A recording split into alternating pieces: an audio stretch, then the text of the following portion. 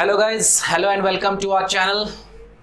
This is Ashish Kumar, spoken English trainer at your service.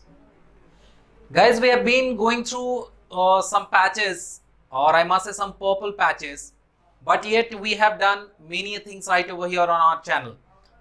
I have already given you how to introduce yourself, अपना परिचय कैसे दें, your family introductions, conversations, छोटे छोटे conversations कैसे करें, and then I taught you about many things like some translations of जी चाहता है, दिल चाहता है, something like that. Some conjugation forms were taught. बहुत सारी चीजें आपको सिखाई गई और बताई गई. But before continuing to our today's video, I would like to tell you one thing that आपने सुना होगा कि most of the guys in spoken English or in spoken English classes they say कि ये ग्रामर का कोई value नहीं है स्पोकन इंग्लिश में, ग्रामर का कोई यूज नहीं है. समटाइम्स दे से the same thing and sometimes बहुत सारे ऐसे आपने स्पोकन इंग्लिश ट्रेनर्स देखे होंगे जो स्पोकन इंग्लिश के नाम पे सिर्फ आपको ग्रामर पढ़ाते होंगे. ऐसी भी चीजें आपने देखी होंगी. तो these two things are almost absurd. ये दोनों ही चीजें ऑलमोस्ट एब्सर्ड है. क्यों है, बेतुका है, क्यों है, मैं बताता हूं आपको. ऐसा कुछ नहीं है कि अगर आप ग्रामर बिल्कुल फॉलो नहीं करोगे तो किसी लैंग्वेज को आप कर सकते हो. लैंग्वेज को अगर आपको करना है तो उसमें थोड़ा बहुत तो ग्रामर चाहिए ही चाहिए. आप हिंदी की बात ले लो तो मैं खाता हूं, ये कोई मेल बोलेगा, अगर कोई फीमेल बोलेगी तो बोलेगी मैं खाती हूं. अब आप कैसे कह सकते हो कि एक फीमेल बंदी बोलेगी मैं खाता हूं? वो तो नहीं बोलेगी ना. एक मेल कभी नहीं बोलेगा मैं खाती हूं. तो ये टेंस का बात हो गया यहाँ पर में. तो उसी तरह से ग्रामर का कुछ ना कुछ रोल तो स्पोकन इंग्लिश में भी है, या यूं कहें कि स्पोकन हिंदी में भी है, या जो भी आप भाषा बोलते हो उसमें थोड़ा बहुत ग्रामर होता ही होता है क्योंकि रूल्स होता है. सबसे जरूरी बात आपको यह समझनी है कि ग्रामर होता क्या है. तो ग्रामर की जो डेफिनेशन होती है वो ये होता है कि grammar is a set of rules written और अनरिटन. ध्यान से सुनिए, grammar is a set of rules written और unwritten that determines the structure of sentences. मतलब नियमों का संग्रह जो सेंटेंस स्ट्रक्चर बतलाए, जो वाक्य की बनावट बतलाए, उसे ही हम ग्रामर कहते हैं. तो स्पोकन इंग्लिश में भी तो हम वाक्य ही बोलते हैं ना, सेंटेंसेस ही बोलते हैं. तो अकॉर्डिंग टू मी, मुझे क्या लगता है कि in grammar few things are necessary. कुछ चीजें नेसेसरी है, बाकी चीजों को आप ऐसे ही लेके कर सकते हो. Like you need to learn about tense. आपको टेंस जानना चाहिए बिकॉज सही टेंस नहीं जानेंगे तो आप सेंटेंसेस को कभी सही नहीं बोल पाएंगे. टू सम एक्सटेंट आपको वॉइस की जानकारी भी होनी चाहिए. वॉइस की जानकारी इसलिए होनी चाहिए कि कॉम्प्लिकेटेड सेंटेंसेस को आप समझ सके. इंग्लिश में न्यूज़पेपर रीडिंग वगैरह करते वक्त आपको कोई दिक्कत या परेशानी ना हो. तो इन सारे चीजों को अगर हम लोग सम अप करें, कंबाइन करें, तो कई सारी चीजें निकल करके भी आती हैं. तो अब जो हमारा अटमोस्ट टारगेट है वो ये है कि I would let you know about tense. मैं आपको अब टेंस के बारे में सिखाऊंगा, पढ़ाऊंगा, because tense is I must say half of your spoken English is done when tense is done. सीधी सीधी भाषा का मैं प्रयोग करूं तो आधा स्पोकन इंग्लिश आपका हो गया यदि आपका टेंस हो गया, राइट. लेकिन टेंस पर जाने से पहले मैंने पिछली वीडियोस में कंजुगेशन फॉर्म पढ़ाए थे, उसको थोड़ा सा आगे ले जाते हुए आज एक नया टॉपिक देखते हैं. और आज की जो हमारी टॉपिक है वो ये है 9 kinds of WH. Means we are talking about WH words. हम लोग WH वर्ड्स के बारे में बात कर रहे हैं, जिसे आप नॉर्मल भाषा में क्वेश्चन वर्ड्स भी कहते हैं. क्वेश्चन वर्ड्स कहा जाता है क्योंकि इनसे क्वेश्चंस किए जाते हैं, but basically they are WH words. ये WH वर्ड्स हैं. कौन कौन से हैं जरा देखें. तो ये हैं what, when, who, which, how, where, whose और whom. एक यहां हमारा बच गया why. तो ये पूरे के पूरे जो 9 लिखे हुए ये सारे शब्द ही कहलाते हैं 9 काइंड्स ऑफ WH. अगर हम इनकी हिंदी देखें तो व्हाट मतलब होता है नॉर्मली क्या, लेकिन इसका अर्थ जो भी होता है, किस, जिस, कौन सा, ये सारा अर्थ हमारा एक केवल व्हाट का होता है. कैसे होता है, I'll explain it to you later on. मैं बाद में आपको इसका पूरा एक्सप्लेनेशन बताता हूं. पहले सारे की हिंदी एक एक बार समझते चलें. When मतलब होता है कब या जब, किस समय या जिस समय. Who मतलब कौन या जो, ये व्यक्ति के लिए यूज किया जाएगा. विच मतलब भी कौन या जो, लेकिन ये वस्तु के लिए यूज किया जाएगा। हाउ मतलब होता है कैसे। अब ये WH में थोड़ा सा उल्टा हो गया, ये खाली H से होता है जैसे। हाउ से कितना का भी सेंस निकाला जाता है, इसका अर्थ जितना भी होता है, कितना जितना। वेयर मतलब जानते होंगे आप, कहां, जहां, किस जगह, जिस जगह। हुज मतलब हो गया किसका, जिसका, किनका, हिंदी में रेस्पेक्ट देने के लिए किनका, जिनका। अब आते हैं हुम में, किसको, जिसको, किनको, जिनको। और वाई मतलब हो गया क्यों, किस लिए, जिस लिए। तो ये है वो 9 काइंड्स ऑफ WH और ये रही इनकी हिंदी। अब आप कह सकते हैं कि आज तक हम लोगों ने यही जाना है कि हु मतलब कौन, व्हाट मतलब क्या, वेयर मतलब कहां। आप ये दूसरी चीजें क्यों बता रहे हैं। ये दूसरी चीजें अगर आप जानते भी हैं तो शायद यूज में कंफ्यूज हो जाते होंगे कि कैसे इनके यूज करते हैं।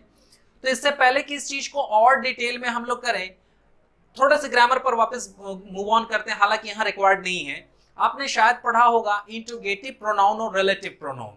तो इसमें जो आप देख रहे हैं क का उच्चारण वाला है, ये इंट्रोगेटिव प्रोनाउन हो गया। और ये जो ज का उच्चारण वाला है, ये रिलेटिव प्रोनाउन हो गया। अगर आपको ग्रामर में बिल्कुल इंटरेस्ट नहीं है तो लेट इट बी, छोड़ दीजिए उसे और यहां ही आइए। बस इतना ही समझिए कि आप ये देखिए कि इन सारे WH से क का भी उच्चारण हो रहा है, यानी इनसे सवाल भी किया जा रहा है। और फिर ज का भी उच्चारण हो रहा है, यानी इनसे जवाब भी दिया जा रहा है। तो अब प्रश्न ये उठता है कि WH से किस अवस्था में या कब हम लोग क्वेश्चन करते हैं और किस अवस्था में या कब हम लोग WH से आंसर करते हैं। तो इस चीज को समझने के लिए हम लोग एक नोट देखते हैं और नोट से समझने की कोशिश करते हैं। मैं इसे इरेज करता हूं, 1 मिनट का टाइम लेंगे। चलिए, जो मैंने अभी कहा नोट को देखें, एक मैंने छोड़ा हुआ है, बाकी सारे मैंने इरेज कर दिए और नोट के बाद मैं इन चीजों को एक्सप्लेन करता हूं, आप देखें। नोट में ये आप समझें कि जब WH वर्ड्स के बाद हेल्पिंग वर्ब आए, जब WH वर्ड्स के बाद हेल्पिंग वर्ब आए तो WH का उच्चारण क से करें, तो WH का उच्चारण क से करें और सेंटेंस इंट्रोगेटिव हो जाता है। वाक्य जो है हमारा प्रश्नवाचक हो जाएगा, सेंटेंस इंट्रोगेटिव हो जाता है। और जब WH के बाद या WH वर्ड्स के बाद सब्जेक्ट, यानी अपनी भाषा में कहें तो नाउन या प्रोनाउन आए, क्योंकि आपको पता ही होगा कि सब्जेक्ट जो है नाउन या प्रोनाउन ही बनता है। तो जब WH के बाद सब्जेक्ट यानी नाउन या प्रोनाउन आए तो WH का उच्चारण ज से करें, WH का उच्चारण ज से करें और सेंटेंस यानी हमारा वाक्य अफर्मेटिव हो जाता है, और सेंटेंस अफर्मेटिव हो जाता है। इस नियम को फिर से एक बार देख लें और पढ़ें कि जब WH वर्ड्स के बाद हेल्पिंग वर्ब आए तो WH का उच्चारण क से करें और सेंटेंस इंट्रोगेटिव हो जाता है।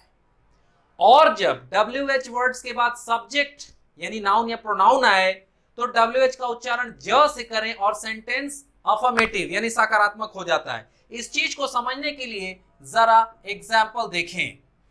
मैंने अगर पूछा किसी से कि where are you going, where are you going, तो यहां देखिए WH श्रेणी का वर्ड है हमारा शुरू में और इसके बाद आ गया है हमारा हेल्पिंग वर्ब। तो यहां पर आपको जो नियम लिखा है कि जब WH के बाद हेल्पिंग वर्ब आए तो WH का उच्चारण क से करें और सेंटेंस इंट्रोगेटिव हो जाता है, यानी इसकी हिंदी होगी आप कहां जा रहे हैं या तुम कहां जा रहे हो। आप कहां जा रहे हैं या तुम कहां जा रहे हो। यहां देखिए WH वेयर का उच्चारण क से हो रहा है, यानी कहां।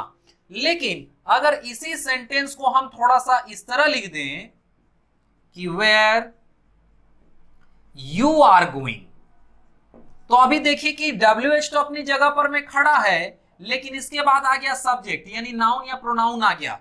तो क्या नियम में लिख रहा है ऊपर देखिए कि जब WH के बाद सब्जेक्ट यानी नाउन या प्रोनाउन आए तो WH का उच्चारण जो है वो ज से करें और सेंटेंस अफर्मेटिव हो जाता है। यानी इसकी हिंदी हो जाएगी जहां आप जा रहे हैं। आप कहां जा रहे हैं? तो जहां आप जा रहे हैं। यहां देखिए WH का उच्चारण ज से हो गया जहां।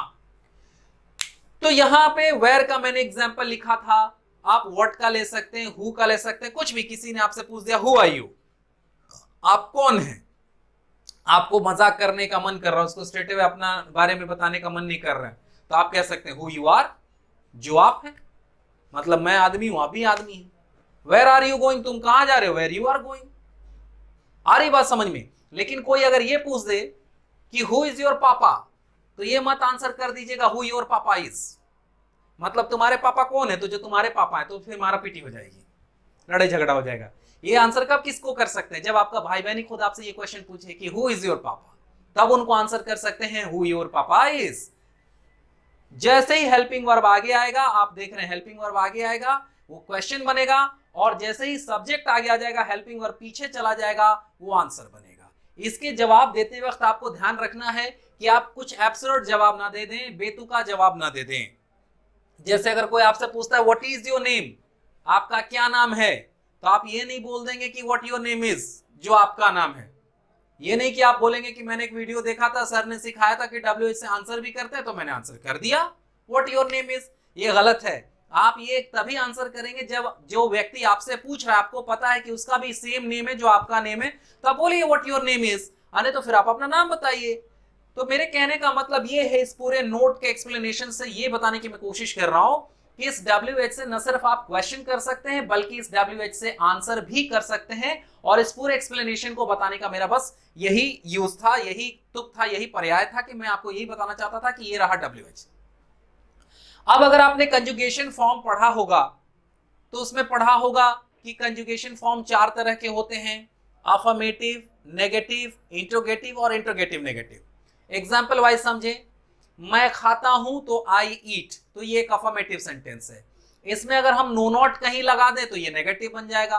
तो नो नॉट लगाते हैं जब भी हम हेल्पिंग वर्ब के साथ लगाते हैं, ऐसे कभी भी किसी में नो नॉट नहीं लगेगा। जब भी नो नॉट लगेगा वो हेल्पिंग वर्ब यानी सहायक क्रिया में लगेगा। तो मैं खाता हूं आई ईट, अब अगर कहना है कि मैं नहीं खाता हूं, ये उसका नेगेटिव हुआ, तो उसको बोलना होगा I don't eat, I do not eat. ये टेंस का रूल है, मैं आगे टेंस पढ़ाऊंगा, मैंने पहले ही बोला हुआ है, वो सारी चीजें मैं क्लियर करता चलूंगा, आपको टेंशन नहीं लेना। तो आई डू नॉट ईट या आई डोंट ईट मतलब हुआ मैं नहीं खाता हूं। अब अगर इसका इंट्रोगेटिव बनाना है, क्वेश्चन करना है, तो हेल्पिंग वर्ब को आगे लाते हैं। जैसे आप देख रहे हैं यहां पर मैं हेल्पिंग वर्ब आगे आया है, ये देखिए यहां पीछे है, लेकिन यहां आगे हेल्पिंग वर्ब यू के पहले। तो डू यू ईट या डू आई ईट, क्या मैं खाता हूं, ये इंट्रोगेटिव हुआ, क्या मैं खाता हूं, डू आई ईट। अब इसी को इंट्रोगेटिव नेगेटिव बनाना है, यानी नकारात्मक प्रश्नात्मक करना है, तो फिर आगे आए हुए हेल्पिंग वर्ब में नो नॉट लगा देते हैं, डोंट आई ईट, क्या मैं नहीं खाता हूं, या डू आई नॉट ईट। अगर इसको कॉन्ट्रैक्शन नहीं करेंगे, छोटा रूप नहीं करेंगे, तो नो नॉट को पीछे ले जाके सब्जेक्ट के लिखते हैं। हेल्पिंग वर्ब आगे रहता है, फिर सब्जेक्ट रहता है, फिर कॉन्ट्रैक्शन वाला नहीं अगर कर रहे तो हेल्पिंग वर्ब पीछे जाके लिखाएगा। तो डू आई नॉट ईट, या आप उसे कह सकते हैं डोंट आई ईट। और अब जब आपने WH सीख लिया, तो अब WH से भी 2 क्वेश्चंस आप बना सकते हैं, मतलब इंट्रोगेटिव को ही और थोड़ा बृहद कर सकते हैं, बड़ा कर सकते हैं। अब क्या कर सकते हैं आप कि इस WH को इंट्रोगेटिव के पहले लगा सकते हैं और इंट्रोगेटिव नेगेटिव के पहले लगा सकते हैं। मतलब ये जो WH है, इसको यूज करते हुए मैं क्या खाता हूं, तो व्हाट डू आई ईट, मैं क्यों खाता हूं, व्हाई डू आई ईट, मैं कहां खाता हूं, वेयर डू आई ईट, मैं कब खाता हूं, व्हेन डू आई ईट। तो इसे अब हम लोग कहने लगेंगे इंट्रोगेटिव WH का, यानी WH इंट्रोगेटिव। और अगर इंट्रोगेटिव नेगेटिव के पहले हम WH लगा दें, जैसे मैं क्यों नहीं खाता हूं, तो व्हाई डोंट आई ईट या व्हाई डू आई नॉट ईट। मैं कहां नहीं खाता हूं, वेयर डोंट आई ईट या where do I not eat. तो इस तरह से अब उसे हम लोग कहने लगेंगे WH इंट्रोगेटिव नेगेटिव। यानी मेरे टेक्निकल कहने का मतलब टेक्निकली ये है कि अब आप एक सेंटेंस के 5 और फॉर्म मिलाकर के कुल 6 फॉर्म्स बना सकते हैं। Now you can easily make 6 forms of a normal sentence of anything. अगर वो अफर्मेटिव है तो उसका नेगेटिव बनेगा, इंट्रोगेटिव बनेगा, डब्ल्यूएच इंट्रोगेटिव बनेगा, डब्ल्यूएच इंट्रोगेटिव नेगेटिव बनेगा। अगर वो नेगेटिव है तो अफर्मेटिव बनेगा, interrogative, WH interrogative, WH interrogative, negative. इस तरह करके हर एक सेंटेंस की आप 6 फॉर्म्स क्रिएट कर सकते हैं। एक तो रहेगा ही, उसके अलावा एडिशनल आप 5 फॉर्म्स बना सकते हैं। कैसे, ये मैं आपको टेंस पढ़ाते वक्त पूरा डिटेल में बताऊंगा, क्योंकि अगर ये आप नहीं समझेंगे तो आपको इंग्लिश बोलते वक्त इस तरह परेशानी होगी। आपको किसी से पूछना ही है कि तुमको कहां जाना है, तो अगर ऐसा पूछना है तो आपको डब्ल्यूएच की जानकारी होना चाहिए ना, where do I have to go, तो मुझे बस गांव जाना है। अब ये सेंटेंस हो गया, अफर्मेटिव हो गया, तो I only have to go to my village. तो इस तरह से आपको सारे फॉर्म्स भी जानने होंगे। तो मैं अब इसको इरेज करता हूं और इसके थोड़े से और ज्यादा यूजेस भी मैं आपको दिखाता हूं। चलिए अब बात करते हैं कुछ और डब्ल्यूएच से रिलेटेड टर्म्स की। आपने अभी देखा कि केवल व्हाट मतलब ही कई सारी चीजें लिखी हुई थी। व्हाट मतलब क्या, जो, किस, जिस, कौन सा या जौन सा भी कह सकते हैं। तो इसमें एक एक वाला यूज तो हम लोगों ने देख लिया, लेकिन जो बाकी के यूज इसके छिपे हुए थे, जैसे व्हाट मतलब कौन सा ही लिखा हुआ था, तो ये कैसे क्लियर होगा और ये किस सेंस में कब इसका हिंदी निकलेगा। तो इस चीज को और डिटेल में और बृहद रूप से जानने के लिए हम लोग डब्ल्यूएच का यूज करते हैं कुछ प्रेपोजिशंस के साथ। अभी कुछ प्रेपोजिशंस लेके मैं आपको वो क्लियर करने की कोशिश करता हूं। जैसे एक प्रेपोजिशन ले लेते हैं, चलिए एट। तो एट का मतलब होता है नॉर्मली में, कई बार पर भी इसका सेंस होता है। जैसे कि एग्जांपल देखें कि eight what college do you study. इसका मतलब हो जाएगा आप किस कॉलेज में या किस महाविद्यालय में पढ़ते हैं। अब आप देखें कि यहां व्हाट का मतलब क्या नहीं हो रहा है, यहां व्हाट का मतलब हो गया किस या कौन सा। आप कौन सा कॉलेज में पढ़ते हैं या कौन से कॉलेज में पढ़ते हैं। तो अब आप क्या देख रहे हैं कि इस प्रेपोजिशन को लगाने की वजह से, इस एट को लगाने की वजह से अब व्हाट का अर्थ क्या नहीं निकल रहा है, अब व्हाट का अर्थ निकल रहा है किस। तो कहने का मतलब ये कि जो आपने डब्ल्यूएच के बाकी के यूजेस देखे वो कई बार प्रेपोजिशन की वजह से ही एक्टिवेट होते। एक आध दो एग्जांपल्स और देख लेते हैं, क्लियर हो जाएगा। चलिए ऑफ देखते हैं। तो ऑफ की हिंदी होती है का, के, की, है ना। देखिए एग्जांपल, जैसे of what institute are you a student. Of what institute are you a student. Hindi हो जाएगी आप किस संस्था के विद्यार्थी हैं। आप किस संस्था के विद्यार्थी हैं। फिर देखिए व्हाट का मतलब यहां किसी ही हो रहा है। एक और प्रेपोजिशन ले लेते हैं, चलिए फ्रॉम। तो फ्रॉम का मतलब होता है से। कैसा से, जब सेपरेशन हो, कहीं से कोई चीज का अलगाव हो तो वहां हम फ्रॉम यूज करते हैं। जैसे एग्जांपल से समझे, from what school have you passed matric. From what school have you passed 10th। चलिए मैट्रिक की जगह 10th लिख देते हैं, आजकल मैट्रिक टर्म से ज्यादा 10th, 10+2 ऐसा चल रहा है। तो इसे सेंस क्या निकलेगा कि आपने, या तुमने भी कह सकते हैं, यू मतलब आप तुम दोनों होता है, किस स्कूल से, किस विद्यालय से 10th पास किया है या मैट्रिक पास किया है। एक और आखिरी प्रेपोजिशन ले लेते हैं हम लोग, बाय। तो बाय का मतलब ही होता है से, लेकिन कैसा से, द्वारा वाला। जब द्वारा का मतलब हो किसी चीज के माध्यम से, तब हम लोग क्या करते हैं, बाय यूज करते हैं। एग्जाम्पल के माध्यम से समझिए, जैसे bye what train do you come here. Bye what train do you come here. क्या हिंदी हो जाएगी, आप लोग गैस करते रहे, मैं तो बता ही रहा हूं। आप किस ट्रेन से, मतलब किस ट्रेन के द्वारा यहां आते हैं। आपको थोड़ा बहुत अगर ट्रांसलेशन में एरर हो रहा है तो वो टेंस की वजह से ही हो रहा होगा। तो अब आप देख रहे हैं कि हर जगह मैंने सिर्फ एक ही डब्ल्यूएच लिया है, व्हाट, और इन सब व्हाट का अर्थ या तो किस निकल रहा है या कौन सा निकल रहा है, और इसका कारण है ये प्रेपोजिशंस। अगर ये प्रेपोजिशंस नहीं निकलते या ये प्रेपोजिशंस यूज नहीं किए जाते तो फिर व्हाट का वो अर्थ नहीं निकलता जो अर्थ आप यहां पर में देख पा रहे हैं। ये अर्थ निकलने का मकसद यही है, या ये अर्थ इसलिए ही निकल रहा है क्योंकि इन सबों के आगे प्रेपोजिशंस लगा हुआ है। ठीक है, अब दूसरी बात पर आते हैं। ये तो हो रही पहली बात, बाकी के जो भी आप WH है उनमें प्रेपोजिशंस लगा करके या लगा हुआ देख करके आप समझने लगे कि उसका अर्थ क्या निकल रहा है। कई बार क्या होता है कि ये जो प्रेपोजिशंस हैं ये जरूरी नहीं है कि WH के पहले ही लिखे रहें या सेंटेंस के पहले ही लिखे रहें।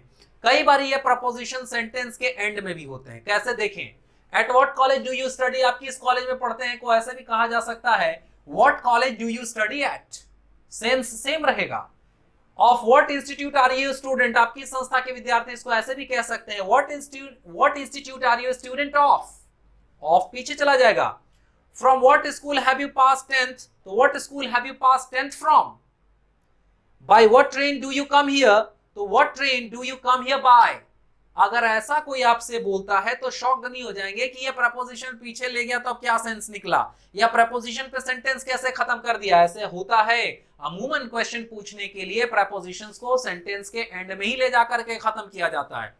तो अगर ऐसा होता है, आपको नहीं समझ में आता है तो कोई टेंशन नहीं लेना, आप अपने मन में प्रपोजिशन को उठा के आगे लिख लीजिएगा, मतलब मन में आगे रख लीजिएगा। मन में कैसे लिखेंगे, रखेंगे ही, मन में आगे रख करके सेंस समझने की कोशिश कर लीजिएगा और आई होप कि आपको ये सेंस क्लियर हो जाएंगे, सेंस समझ में आने लगेंगे। अब आते हैं नेक्स्ट स्टफ पर। नेक्स्ट स्टफ ये कि अभी मैंने बोला कि WH से न सिर्फ हम लोग क्वेश्चन कर सकते हैं बल्कि WH से हम लोग आंसर भी दे सकते हैं। और मैंने आपको छोटा एग्जांपल दे करके भी बताया, जैसे वेयर आर यू गोइंग, तुम कहां जा रहे हो, तो वेयर यू आर गोइंग, जहां तुम जा रहे हो। तो उस तरह से तो इसके भी आंसर बनने चाहिए कि आप किस कॉलेज में पढ़ते हैं, तो जिस कॉलेज में आप पढ़ते हैं। आप किस संस्था के विद्यार्थी हैं, तो जिस संस्था के आप विद्यार्थी हैं। तो ऐसा करने के लिए क्या करेंगे, वहां तो बड़ा आसान था, मैंने बोला कि जब हेल्पिंग वर्ब आगे आ जाए तो क्वेश्चन, और जब हेल्पिंग वर्ब सब्जेक्ट के पीछे चला जाए तो आंसर, यानी जब सब्जेक्ट आगे आ जाए तो आंसर। तो अब यहाँ क्या करेंगे, यहाँ तो बड़ा लंबा लंबा दिख रहा है, लंबा सेंटेंस देखने से कोई डर नहीं लगना चाहिए, आपको हेल्पिंग वर्ब ढूंढने आना चाहिए। आप इस पूरे सेंटेंस में देखिए, ये है हमारा हेल्पिंग वर्ब डू, सहायक क्रिया क्या है हमारा डू। तो at what college do you study, आप किस कॉलेज में पढ़ते हैं, इसमें बस डू को उठा के इस यू के पीछे ले आइए कि eight what college you do study. और अगर आपको डू नहीं लगाने की इच्छा है तो नहीं भी लगा सकते हैं, क्योंकि प्रेजेंट इंडेफिनिट का रूल है कि उसमें अफर्मेटिव सेंटेंसेस में डू डज लगाने की कोई आवश्यकता नहीं होती, नेगेटिव से लगता है। लेकिन अभी आप सीख रहे हैं, मैंने टेंस शुरू नहीं किया, अगर आप जानते हो तो वेल एंड गुड, ये बात आपको समझ में आ गई होगी मैंने अभी क्या बोला। लेकिन अगर आपको ये नहीं समझ में आ रही है कि मैंने अभी कौन सी बात बोल दी, तो टेंशन नहीं लेना है, बस आप ये समझे कि डू आप लगा भी सकते हैं, थोड़ा सा उसमें जोर पड़ता है, बस और कुछ नहीं। तो at what college do you study, तो at what college you do study, जिस कॉलेज में आप पढ़ते हैं, आंसर बन गया। Of what institute are you a student, of what institute you are a student, जिस संस्था के आप विद्यार्थी हैं। From what school have you pass 10th, आपने किस स्कूल से 10th पास किया है। From what school you have passed 10th। आगे बात समझ में। By what train do you come here, तो इसको ऐसे आंसर कर दीजिए by what train you do come here, या by what train you come here, do को सीधे हटा देंगे। तो इस तरह से not only you can ask questions with the help of WH, आप न सिर्फ WH की मदद से क्वेश्चंस कर सकते हैं, but also you can answer with the help of WH, आप WH की मदद से आंसर भी कर सकते हैं, जवाब भी दे सकते हैं। And if you have control over WH, if you have command over WH, यदि आपका WH के ऊपर नियंत्रण हो जाए, WH के ऊपर कमांड हो जाए, तो your English skills, your English speaking skills, your English writing skills, your English understanding skills, each skills would be developed। आपके सारे जो स्किल्स हैं, सारे जो गुण हैं, दक्षता है, कुशलता है, वह जो है निखर जाएगी। तो आज के सेशंस के लिए मैं इतना ही रखूंगा। यू सी, मैं ज्यादा लंबी लंबी वीडियो स्पोकन इंग्लिश के नहीं बनाता हूँ। रीजन यही है कि मैंने बार बार आपको पहले भी कहा है, आज थोड़ी सी हो सकता है कि मेरी वीडियो लंबी चली गई हो, लेकिन मैंने आपको पहले भी बोला है कि मैंने खुद भी अपनी वीडियो शूट करने के पहले बहुत सारे स्पोकन इंग्लिश वीडियोस देखे, और मैंने देखा कि उनके जो पढ़ाने का अंदाज है या सिखाने का अंदाज है, तो थंबनेल बड़ा अच्छा लगाते हैं। 11 घंटे में सीखे फर्राटेदार इंग्लिश बोलना, ये तरीके आजमाओ, तुम इंग्लिश फटाफट बोलोगे, कभी घबराहट नहीं होगी, डर नहीं लगेगा। इतने अच्छे अच्छे लाइंस लिखते हैं, वो इतना अच्छा अच्छा थंबनेल बनाते हैं कि न चाहते हुए मेरे जैसा आदमी भी उस पर क्लिक करके देखता है कि यार कैसा तरीका है। और वो कहावत है ना, खोदा पहाड़ निकली चुहिया, to make hill mole of a mountain, वही वाली बात है कि छोटा सा चीज को हम लोग बढ़ा चढ़ा करके कह तो देते हैं, लेकिन अंदर जब देखते हैं तो बिग बोस्ट स्मॉल रोस्ट वाला हाल है, माने ऊंची दुकान फीका पकवान वाला हाल है, उसमें कुछ ऐसा मिलता नहीं। तो मैंने अपना जो फोकस किया है वो सिर्फ कंटेंट पर फोकस किया है। तो मैं बार बार आपको एक चीज कह रहा हूं कि आप प्रैक्टिस करो। कितनी भी चीज हम लोग आपको ऑनलाइन के माध्यम से दे दें, कितना भी आपको ग्रामर सिखा दें, कितने भी ट्रांसलेशंस करा दें, कितने भी डमी वीडियोस भी बना के दिखा दे। सपोज मैंने आपको कन्वर्सेशन का कोई डमी वीडियो बना दिया, अपने साथ किसी स्टूडेंट को खड़ा कर दिया, उसको कहा चलो कन्वर्सेशन करो, या कोई ऑफलाइन क्लास में से कोई फुटेज लेकर के इस वीडियो के साथ अटैच करके आपको दे दिया, तो आइडियाज तो आपको मिल ही जाएंगे कि हाँ ये चीजें होती कैसी हैं, लेकिन करना तो आप ही को है ना, करना तो आप ही को है। तो unless and until you start practising, जब तक आप प्रैक्टिस करना शुरू नहीं करते हैं तो ये सारी चीजें विल गो इन वेन, बेकार हो जाएंगी, बर्बाद हो जाएंगी, कोई फायदा नहीं होगा।